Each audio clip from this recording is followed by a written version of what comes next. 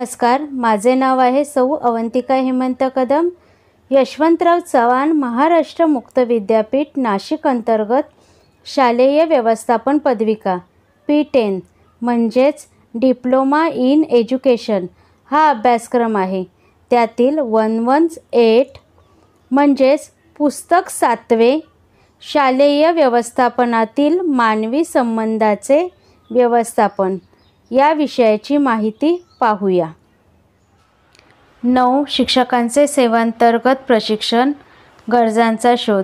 सध्याच्या शिक्षक नेमणुकीच्या नियमानुसार शिक्षण क्षेत्रात निगडीत असलेल्या पदविका किंवा पदवी D.Ed किंवा B.Ed असल्याशिवाय शिक्षक म्हणून नियुक्त होत नाही. पण विना अनुदानित तत्त्वावर शाळा चालू असली म्हणजे काही ठिकाणी नुसता पदवीधरही शिक्षक म्हणून नेमला जातो. तो शिक्षकाचे काम करत असल्यामुळे त्याला शिक्षण तंत्र आणि शास्त्र माहीत असणे आवश्यक आहे. त्यासाठी पत्राद्वारे पदविका अभ्यासक्रमात शासनाने मुदत दिली आहे. मुख्याध्यापकाने प्राधान्यक्रमाने अशा शिक्षकांना सर्व सुविधा उपलब्ध करून द्याव्यात आणि त्यांना आवश्यक ती पदविका प्राप्त करून देण्यास मदत करावी. यशवंतराव चव्हाण महाराष्ट्र मुक्त विद्यापीठाच्या B.Ed अभ्यासक्रमाचा यासाठी विशेष उपयोग होईल. काही शाळांतून NCC युनिट्स मंजूर झालेली असतात. ती सुरू करण्यासाठी शिक्षण अधिकारी असावा लागतो. ते शिक्षण स्वतंत्रपणे लष्करी अधिकारी ते देतात. त्यासाठी त्या संबंधित कार्यालयाशी संपर्क साधून आपल्या शिक्षकांपैकी एक योग्य शिक्षक निवडून त्याला शिक्षणासाठी पाठवावे. तो आवश्यक कालावधी जरूर ते शिक्षण घेईल आणि शिक्षण यशस्वी रीतीने पूर्ण करून आल्यावर तो NCC युनिट चालू करेल आणि नेमून दिलेल्या अभ्यासक्रमानुसार काम करीत राहील.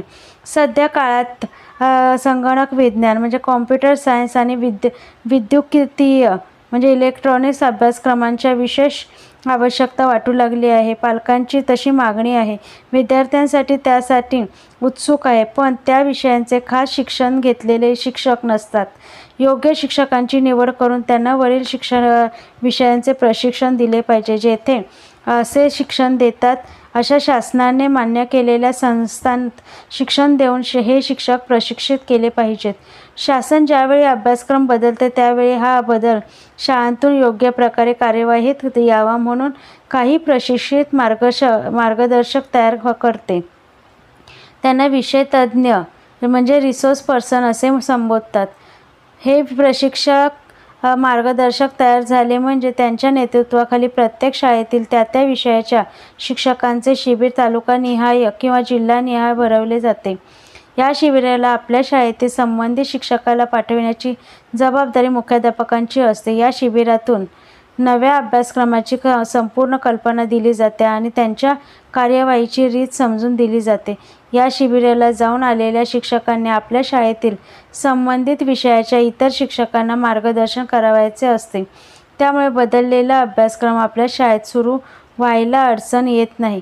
शिक्षण घेणाऱ्या शिक्षकाला सर्व तऱ्हेच्या सवलती शासनाकडून दिल्या जातात. इंग्रजीच्या अध्यापनाचा विचार करणारी स्वतंत्र संस्था आहे.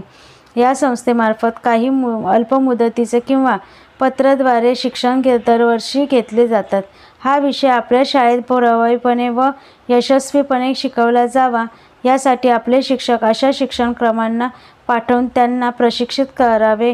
हे काम मुख्याध्यापकाने योजनाबद्ध पद्धतीने करणे आवश्यक आहे. इतरही विषयांसाठी शासन काही कार्यक्रम आखून राबवते. त्यांचा फायदा जास्तीत जास्त शिक्षकांना संधी मुख्याध्यापकांनी द्यावी अशी अपेक्षा असते. शाळेत काही पदवीधर प्रशिक्षित शिक्षक असतात. काही कारणामुळे त्यांना पदव्युत्तर शिक्षण घेण्याची संधी मिळत नाही. त्यांची इच्छा असते हे त्यांच्याशी केलेल्या चर्चेतून स्पष्ट होते. तेव्हा मुख्याध्यापकांनी त्यांना प्रोत्साहन द्यावे. त्यांना पुस्तके उपलब्ध करून द्यावीत. अभ्यासाला थोडी उसंत मिळेल अशी व्यवस्था करावी. त्यांच्या या शिक्षणाचा फायदा त्यांच्या स्वतःचा दर्जा सुधारण्यात होईलच पण त्याचबरोबर त्यांच्या अध्यापनाचाही दर्जा उंचावेल. शाळेच्या हिताची ही गोष्ट असल्यामुळे ती करण्यास मुख्याध्यापकाने सदैव सिद्ध असावे. त्यासाठी जरूर तर आर्थिक मदतही संस्थेकडून मिळवून घ्यावी.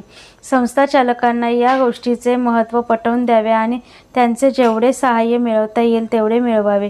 शिक्षणविषयक एखादा प्रश्न घेऊन त्यांचा यथोसापांग विचार करून जर संशोधन करण्याची एखाद्या शिक्षकाची इच्छा असेल आणि विद्यापीठाने त्याला अनुज्ञा दिलेली असेल तर त्याला जरूर संशोधनाची संधी द्यावी. त्या विषयावर चर्चा करून त्याला वैचारिक सिद्धांत प्रस्थापित करण्यात मदत करावी. असे डॉक्टरेट मिळविणारे शिक्षक हे शाळेचे भूषण होत. नाट्याभिनय, फोटोग्राफी, लेखनकला, चित्रकला इत्यादी अनेक कलांची शिक्षण शिबिरे असतात. त्यासाठी शिक्षकांना पाठवावे म्हणजे शिक्षणेतर चळवळीत शाळा आघाडीवर राहील. ज्यांना शाळेने या सुविधा प्राप्त करून घेण्यास संधी दिली ते शिक्षक आपल्या नवज्ञानाचा उपयोग विद्यार्थ्यांसाठी करतात का हे आवर्जून पाहिले पाहिजे. त्यांना यांची वारंवार जाणीव करून कार्यप्रवण केले पाहिजे. ज्यांनी आपला व्यासंग चालू ठेवला असेल त्यांना शाबासकी दिली पाहिजे. त्यांना पाहिजे असणाऱ्या खेळांसंबंधी किंवा कलेसंबंधी इतरत्र भरविल्या जाणाऱ्या स्पर्धांची माहिती दिली पाहिजे आणि या स्पर्धा गाजविण्याचा उत्साह त्यांच्या ठिकाणी निर्माण केला पाहिजे. वारंवार त्यांना स्मरण देण्याचे काम निरलसपणे मुख्याध्यापकाने केले पाहिजे. आपल्या शाळेचा एक शिक्षक वर्ग सदैव जागता आणि ज्ञानजिज्ञासा असणारा असा ठेवण्यासाठी मुख्याध्यापकाने नियोजनबद्ध कार्यक्रम राबविला पाहिजे. प्रत्येक शाळेत काहीतरी नवे उपक्रम चालू असतात. त्यांची फलश्रुती समजायला लागलेली असते. त्यात सुधारणा आवश्यक आहेत का इत्यादी गोष्टींचा विचार करण्यासाठी मुख्याध्यापक संघटनेच्या माध्यमातून परिसंवाद आयोजित केले पाहिजेत. यामुळे वेगवेगळ्या शाळांतील शिक्षक सर्वत्र एकत्र येतील. ठराविक समस्येवर आपला विचार सप्रयोग मांडतील. परिसंवादाला उपस्थित असलेल्या सर्व शिक्षकांचे उद्बोधन होईल. शिवाय त्यांच्या विचाराला चालना मिळेल. काही नवे मार्ग सुचतील आणि शैक्षणिक क्षेत्रात प्रगतीचे वारे वाहायला लागतील. परिसंवाद भाग घेणारा शिक्षक तयारी करून येतो याचा अर्थच असा की शिक्षण विचार त्यांच्या भिनलेला आहे. त्या विचाराविषयी त्याला जिव्हाळा वाटतो आहे आणि शिक्षणाचा केंद्रबिंदू असलेल्या विद्यार्थ्यांच्या प्रगतीची त्याला चिंता आहे. तो परिसंवादाचे सारही या विधायक विचारानेच काढतो. शिक्षकांना दिलेल्या ज्या सुविधा आहेत आणि स्वकष्टाने शिक्षकांनी जी साधना केलेली आहे तिचे प्रतिबिंब या परिसंवादात दिसले तर आपले कर्तव्य आपण योग्य रीतीने बजावले आहे याची खात्री मुख्याध्यापकाला मिळेल. काही गोष्टी प्रायोगिक स्वरूपाच्या असतात किंवा काही गोष्टी प्रत्यक्षात करावयाच्या असतात. त्यांचे परिणाम काय होतात, मुलांना त्या समजायला सोप्या जातात किंवा नाही याचा विचार करण्यासाठी कृतीसत्रे आयोजली जातात. त्या कृतीसत्रातून प्रत्यक्षपणे कार्य करून निष्कर्ष काढता येतात. अभ्यासक्रमातील बदल, विषयवार प्रश्नसंच तयार करणे, कार्यान्वयनाच्या विषयांचा विचार जीवनोपयोगी दृष्टिकोनातून करणे इत्यादी गोष्टींचा उहापोह आणि निश्चिती या कृतीसत्रातून केली जाते. अनेक शिक्षकांच्या अनुभवांचा फायदा त्यामुळे मिळतो. इतकेच नाही तर अनुत्सुक किंवा अकार्यक्षमांनाही यातून प्रेरणा मिळते. विद्यार्थ्यांची ते प्रयोगक्षमता वाढते आणि ते ज्ञानाच्या निकट जातात. ज्ञानाच्या प्रत्येक शाखेत बदल होत असतो. त्यात आधुनिकता येत असते. नवनव्या दृष्टिकोनातून प्रत्येक विषय हाताळला जातो. हा बदल लक्षात घेणे आवश्यक असते. काही शिक्षक त्यांचा संशोधनात्मक अभ्यास करून जे स्वीकारार्ह असेल ते उचलून धरतात, पण हे सर्वत्र पसरणे फार आवश्यक असते. यासाठी प्रशिक्षण वर्ग आवश्यक आहे. ज्ञानाचे नवेपण त्यातून प्रसृत केले गेले पाहिजे. नवा विचार प्रसाराभावी मावळला तर शिक्षण क्षेत्राची मोठी हानी होईल. असे शिक्षक वाचन वेडे नसतात. नव्या ग्रंथांची दखल घेत नाहीत. वाचनाकडे फारसे फिरकत नाहीत. त्यांच्या कानावर नवा विचार, नव्या कल्पना आणि नवे ज्ञान गेले पाहिजेच.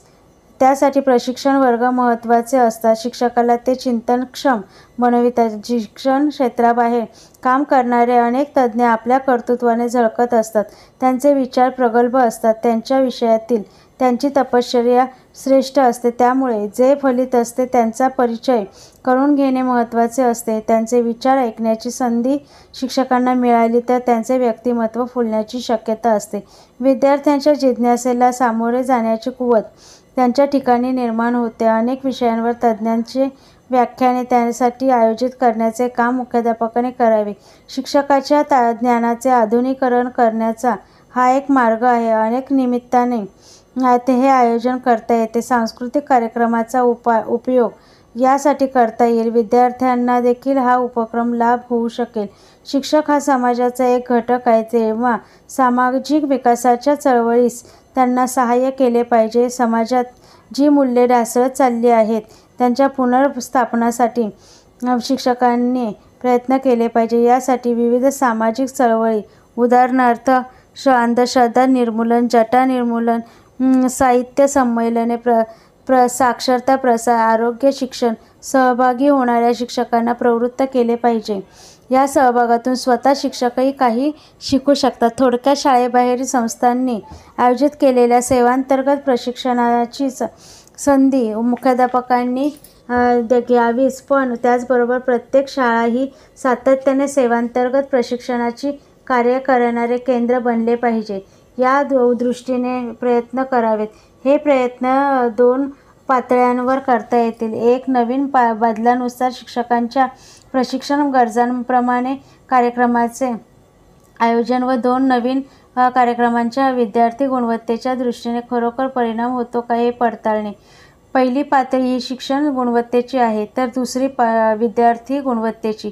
शिक्षणात कोणतेही नवे बदल झाले की त्याप्रमाणे आपल्या शिक्षकांना नवीन कोणकोणत्या गोष्टीत प्रशिक्षण मिळाले पाहिजे हे प्रथम मुख्याध्यापकांनी ओळखले पाहिजे. त्यानुसार शिक्षकांचे प्रशिक्षण होण्यासाठी शालाबाह्य कोणत्या योजना उपलब्ध आहेत व शालांतर्गत कोणत्या हाती घ्याव्या लागतील हे ठरवावे लागेल व त्यानंतर या कार्यक्रमांचे नियोजन केले पाहिजे. सुट्टीच्या काळात किंवा कमी कामाच्या काळात या कामांचे आयोजन मुख्याध्यापक करू शकतील. तसेच ते कितपत यशस्वी ठरते याचा अंदाजही येईल. अंतिमतः या सर्वच लाभ विद्यार्थ्यांना कसा मिळेल यांच्या योजना शिक्षकांच्या मदतीने मुख्याध्यापक तयार करतील.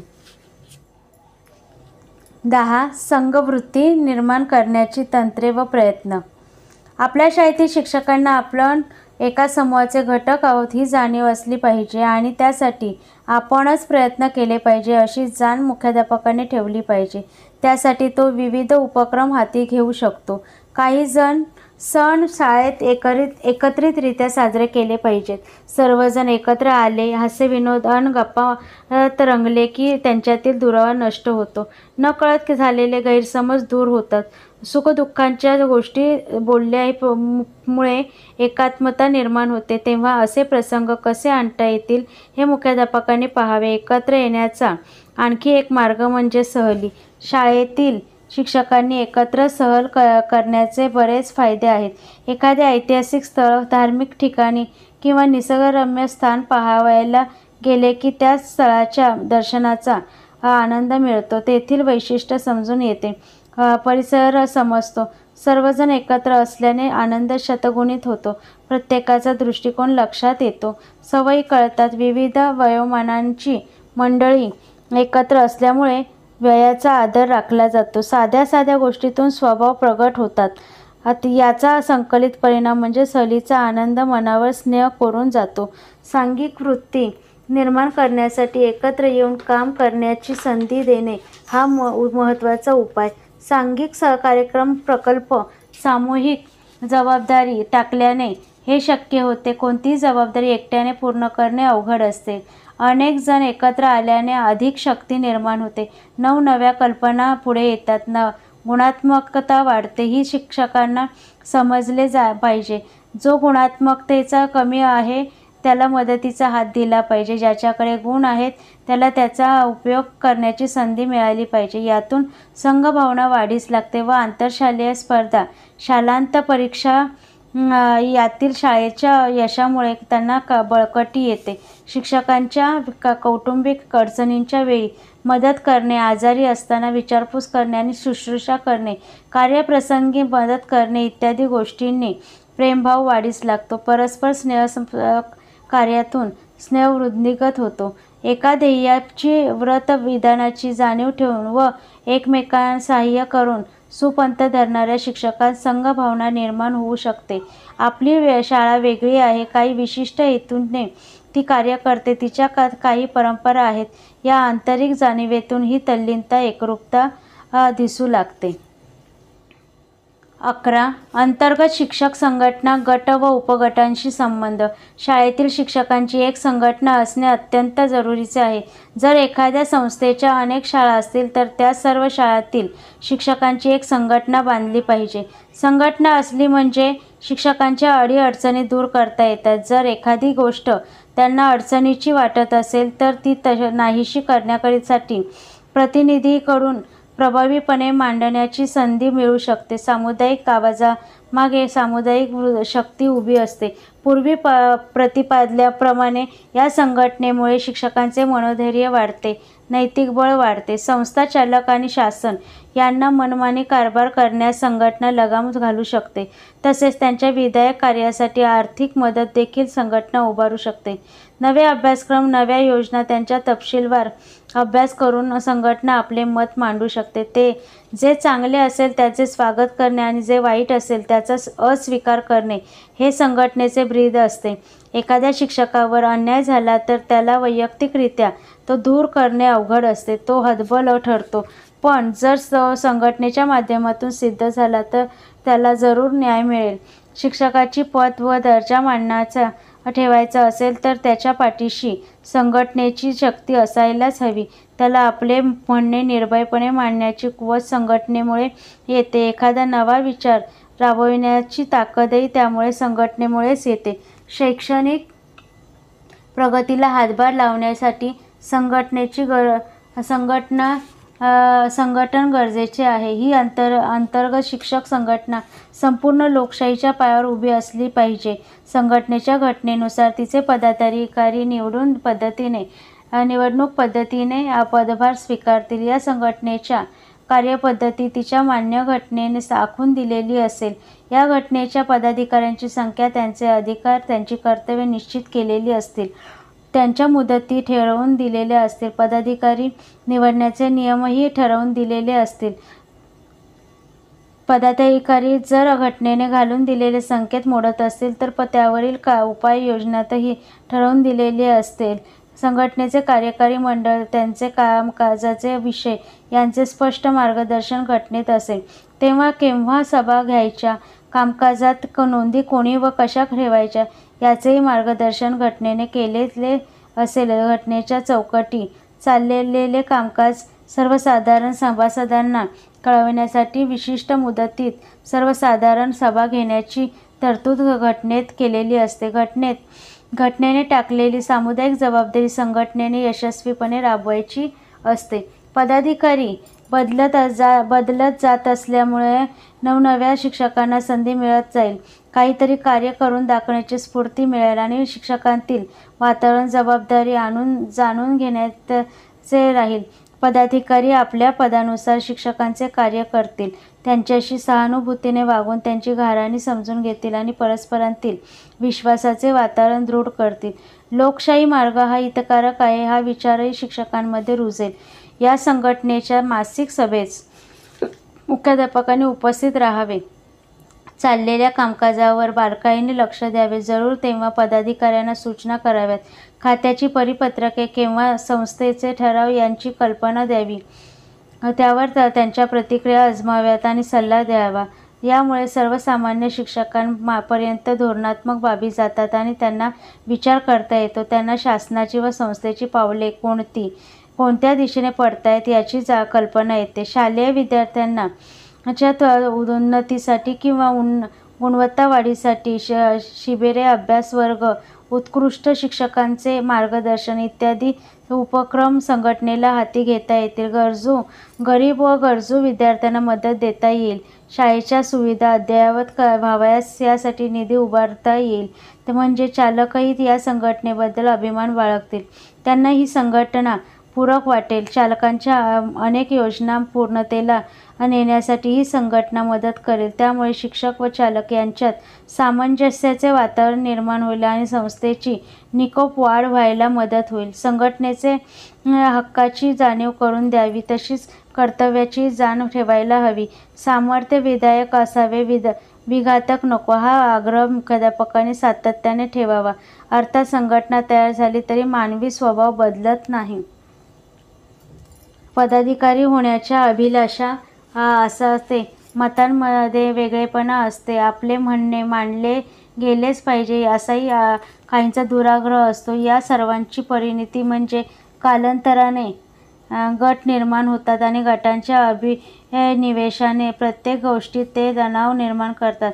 वातावरण गढूळ व्हायला लागते. म्हणून मुख्याध्यापकाला सावधगिरीने त्यांच्यातील विरोधाची धार कमी करण्याचा प्रयत्न करावा लागतो. गटबाजीने कार्यहानी होते, एकात्मतेला तडा जातो. यासाठी मुख्याध्यापकाने कोणत्याही एका गटाशी सल्लगी दाखवू नये. आपण कोणत्याच गटाचे नाही हे त्यांच्या वागण्यातून दिसले पाहिजे.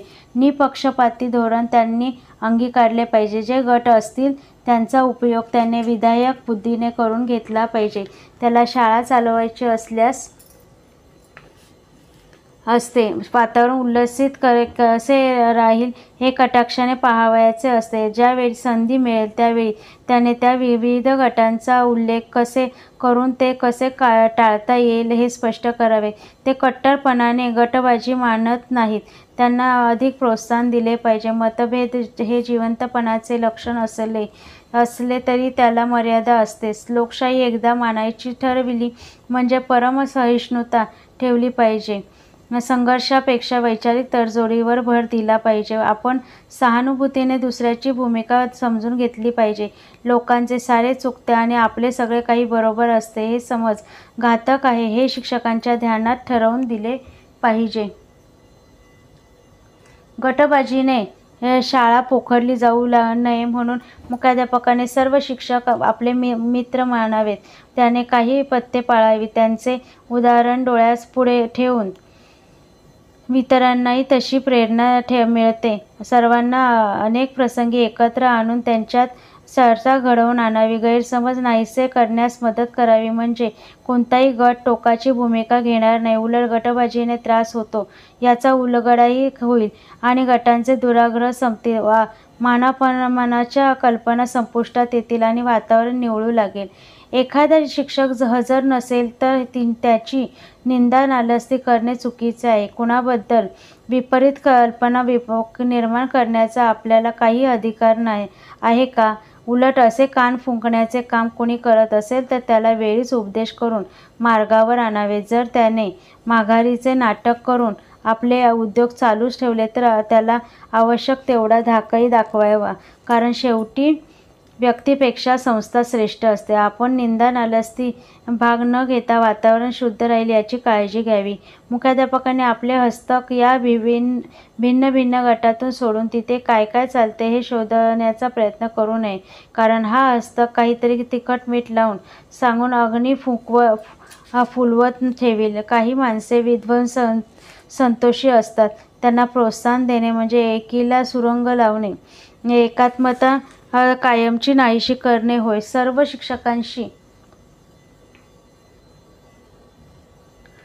शिक्षकांनी समानतेने वागावे. कुणाला जवळ करण्याचा किंवा कोणत्याही सहकार्याच्या जरुरीपेक्षा जास्त जवळ येण्याची संधी देण्याचा परिणाम इतरांवर होतो व मुख्याध्यापकांची प्रतिमा मलिन होते. त्यांच्याबद्दल वाटणारा आदरभाव कमी होतो. आपण त्याला आदर्श मानणार आहोत तो असा आहे हे इतरांचे मत झाले तर त्याचे परिणाम फारच अनिष्ट होतील. मुख्याध्यापकाने वैयक्तिक रीतीने आर्थिक व्यवहारात गुंतू नये. कारण त्यामुळे संबंध बिघडण्याचा संभव असतो. वेळप्रसंगी मिंधेपणा स्वीकारण्याचा प्रसंग येतो. त्यामुळे आपल्या स्थानाला उणेपण येते आणि आपण जे घडवू इच्छितो ते घडवू शकत नाही कित्येकदा शिक्षकात संघर्ष निर्माण होतात. अशा वेळी मुख्याध्यापकाने भावनेच्या आहारी न जाता मनाचा तोल जाऊ देऊ नये. संघर्षग्रस्त शिक्षकांना एकेकाला बोलावून त्यांची बाजू समजून घ्यावी. त्यामुळे संघर्षाचे मूळ कळून येईल आणि उपाययोजना सुचेल. ज्याची आगळी असेल त्याला समजावून सांगावे. ज्याचा दोष कसा आहे हे त्याला दाखवून द्यावे आणि पुन्हा असे न करण्याचे बजावून सांगावे. नंतर त्याला जवळ घेऊन त्याच्या आवडीचे काम त्याच्यावर सोपवावे आणि त्याचे मन विधायक कामात गुंतवावे. म्हणजे तो समाधानी होईल आणि संघर्ष विसरून जाईल. जास्त सेवा झालेली, अनुभवी व पोक्त विचारांची जी शिक्षक मंडळी असतात त्यांच्या सल्ल्याने व सहाय्याने हे संघर्ष मिटवावेत.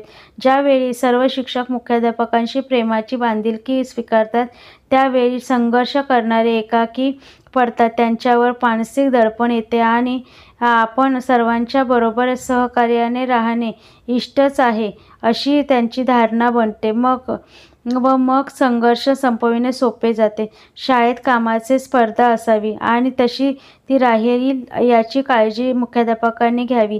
सवंग लोकप्रियतेसाठी जर त्याने कर्तव्य विचार बाजूला ठेवला नाही तर त्याचे सहकारी आपला मार्ग सोडतील. त्यांच्यात बेदिली निर्माण होईल. म्हणून मुख्याध्यापकाने कुटुंब प्रमुख ही भूमिका सोडू नये. 12. शिक्षक सभा. मुख्याध्यापक आणि शिक्षक तसेच शिक्षक आणि शिक्षक यांच्यातील निकोप संबंध राहण्यासाठी तसेच आखून घेतलेल्या आराखड्याप्रमाणे काम गती घेते किंवा नाही यासाठी शिक्षकांच्या मासिक सभा अत्यावश्यक आहे. शासनाकडून जर काही नवीन सूचना आल्या असतील तर त्यांची माहिती शिक्षकांना देणे इष्ट असते. ते काम या सभांतून करता येईल. ज्यांना काही सूचना करायच्या असतील त्यांना त्याही करता येतील. शैक्षणिक काम वेळापत्रकानुसार चालले आहे किंवा नाही याचा आढावा घेऊन मग शैक्षणिक प्रगती येणाऱ्या अडीअडचणींवर विचार करावा. शिक्षकांच्या सूचना किंवा अडचणी यांचीही चर्चा व्हावी. ही चर्चा लोकशाही मार्गाने व खुलेपणाने व्हावी. सभेला कार्यक्रम पत्रिका असावी. सभेच्या पूर्वसूचनेबरोबर ती सर्व शिक्षकांना कळवावी. म्हणजे शिक्षक विचार करून येतील. सभेपुढील विषय अभ्यासपूर्ण चर्चा करू शकतील आणि त्याचा शाळेच्या दैनंदिन कार्यक्रमासाठी उपयोग होईल. शालेय व्यवस्थापनाच्या दृष्टीने जे विभाग पडलेले असतात किंवा विषयवार समित्या असतात त्यांचे अहवाल या मासिक सभेपुढे यावेत. त्यांचा पुढील कार्यक्रमाची रूपरेषाही त्यांनी मांडावी आणि चर्चा होऊन पुढील कार्यक्रम निश्चित होईल. प्रत्येक विभागाचे काम सर्व शिक्षकांना समजेल. आपल्या शाळेतील विविध विभागांचे कार्य त्यांच्यासमोर येईल. त्यामुळे शाळेची चालू स्थिती प्रत्येकाच्या लक्षात येईल. त्यात कोणते भर पडणे आवश्यक आहे हेही सांगता येईल. हे आपले सर्वांचे काम आहे आणि ते आपण सर्वांनी केले पाहिजे ही वृत्ती त्यामुळे निर्माण होईल. शिक्षकांसाठी जे सेवा नियम वेळोवेळी तयार होतात त्याची दखल सर्व शिक्षकांना घेता यावी यासाठी या सभेचे माध्यम वापरणे गरजेचे आहे. या सभा शिक्षकांच्या व्यावसायिक अडचणी दूर करण्यास उपयुक्त झाल्या पाहिजे. शिक्षकांच्या सभा असोत किंवा संघटना असोत शिक्षकांना सेवापूर्व व सेवांतर्गत शिक्षण मिळण्याची सुविधा प्राप्त करून देणाऱ्या पाहिजेत. त्यांनी सर्वतोपरी शिक्षक हित संरक्षणार्थ कार्य केले पाहिजे. वृत्तपत्र प्रतिनिधींना शाळेत बोलावून शाळेत त्यांना चाललेले प्रत्यक्ष काम, सध्या कार्यान्वित असलेल्या योजना आणि भावी काळात करावयाच्या योजना यांची माहिती द्यावी. ते या योजनेत त्यांना आढळणारे वैशिष्ट्य त्यांच्या वृत्तपत्रातून जनतेसमोर ठेवतील. शाळेमध्ये एक प्रसिद्ध विभाग सतत कार्यरत असला पाहिजे. त्याने शालेय वार्ता वारंवार वृत्तपत्रांकडे पाठवल्या पाहिजे. शाळेत होणारी विविध कार्यसत्रे, गुणवत्ता वाढीसाठी योजलेल्या सुविधा व प्रयत्न तसेच शिक्षकांचे विविध प्रकल्प, विद्यार्थी व शिक्षक यांनी अनेक क्षेत्रात केलेली असामान्य कामगिरी व प्राप्त केलेली पारितोषिके त्यांना प्रसिद्ध देणे म्हणजे एक प्रकारची स्फूर्ती व प्रेरणा होय. विद्यार्थ्यांच्या वर्गहस्त लिखितातून किंवा शालेय नियतकालिकातून विविध यशस्वी उपक्रमांचे वृत्त सविस्तर यावे, पालकांच्या मेळाव्यातून त्यांची माहिती द्यावी, शिक्षण खात्याला त्यांचे वृत्त कळवावे, म्हणजे इतर शाळांतूनही काही उपक्रम हाती घेतले जातील. त्यामुळे आपोआप प्रसिद्धी व प्रसार होईल, त्यावर प्रतिक्रिया कळतील आणि सुधारणाही करता येईल. शाळेचे वार्षिक स्नेहसंमेलन किंवा शाळेत होणारे सांस्कृतिक कार्यक्रम याद्वारे समाजातील शाळेत येणारे जाणकार किंवा पालक यांना शाळा जवळून पाहता येते. काही वैशिष्ट्ये ध्यानात येतात. शाळेतील फलक लेखन याने शाळेची साध्यता माहिती देते. फलक लेखन आकर्षक असावे. शाळेतील कला शिक्षक फलक सजवतात. येणारा जाणारा क्षणभर थांबून ते फलक लेखन पाहून पुढे जातो, त्याला उद्बोधक अशी माहिती मिळते. शाळेत काही कायमचे फलक असतात, त्यावर गुणवान विद्यार्थ्यांची नोंद असते. मुख्याध्यापक आणि त्यांचा कालखंड दर्शविलेला असतो. काही मोठे फोटो असतात, ते एखादा प्रसंग चिरंजीव करतात. हे सर्व पाहून शाळेत आलेले नागरिक शाळेबद्दल कल्पना घेऊन जातात आणि त्यांचा प्रसार मग सर्वत्र होतो. ज्या ज्या वेळी काही विशेष घडते त्या वेळी त्यांची नोंद जाहीररित्या घेतली गेली की समाजात ती पोचती होते. शाळेने मिळवलेले करंडक, ढाली आणि चषक म्हणजे ट्रॉफी, शील्ड, कप्स आदी शिफारसपत्रे इमारतीत सर्वांना दिसतील अशी ठेवलीत की शाळेची महिमा आणि परंपरा या सर्वांच्या ध्यानात येतात. काही विद्यालयात टापटीपची गणवेशाची, रुबाबाची अशी काही रीत असते की त्या विद्यालयातील विद्यार्थी ही चालती बोलती जाहिरातच असते. शाळेची महानता जनमानसावर ठसते आणि त्या शाळेबद्दल कौतुकाची भावना निर्माण होते. तेथील सर्व काही आदर्श असतील असा ठसा मनावर आपोआप उमटतो. विद्यार्थ्यांना प्रोत्साहन मिळते. शिक्षकांना हुरूप येतो. मुख्याध्यापक व शिक्षक यांच्यातील संबंध दृढ होण्यास मदत होते. पाठाचा सारांश पाहूया. मानवी संबंध हे गुंतागुंतीचे क्षेत्र आहे. मुख्याध्यापकाचे अनेक घटकांशी संबंध येत असले तरी शाळेच्या परिणामकारकतेच्या दृष्टीने शिक्षक सहकार्यांशी संबंध हे सर्वात महत्त्वाचे. हे संबंध जिव्हाळ्याचे, संघभावनेचे होण्यासाठी काय करता येईल याची आतापर्यंत चर्चा केली तरी सहकार्यांबरोबर संबंधातील सर्वच प्रश्नांची उत्तरे आपल्याला यातून मिळतील असे नाही. हे संबंध निरोगी व दृढ होण्यासाठी काही मार्गदर्शक तत्त्वे या चर्चेतून आपल्याला निश्चित उपलब्ध होतील. मात्र तरीही काही प्रश्न उरतीलच. विशेषतः मानवी संबंधातील एखादा निर्णय कृती केल्यानंतर मुख्याध्यापक म्हणून आपणास असे वाटते की आपण हे करतो आहोत ते योग्य की अयोग्य, चूक की बरोबर या प्रश्नाचे अंतिम उत्तर आपली शाळा कशासाठी या मूळ प्रश्नाशी जोडलेले आहे आणि तो प्रश्न ध्येय वाक्याशी, विद्यार्थ्यांच्या गुणवत्तेशी संबंधित आहे. म्हणूनच योग्यतेची शंका असेल तर आपल्या निर्णयाचा विद्यार्थी गुणवत्तेवर, ध्येय साध्यतेवर काय परिणाम होईल याचा मुख्याध्यापकाने प्रथम विचार केला पाहिजे. जर हा परिणाम चांगला होणार असेल तर आपला निर्णय किंवा कृती योग्य आहे असे गृहीत धरून चालावयास हरकत नाही. धन्यवाद.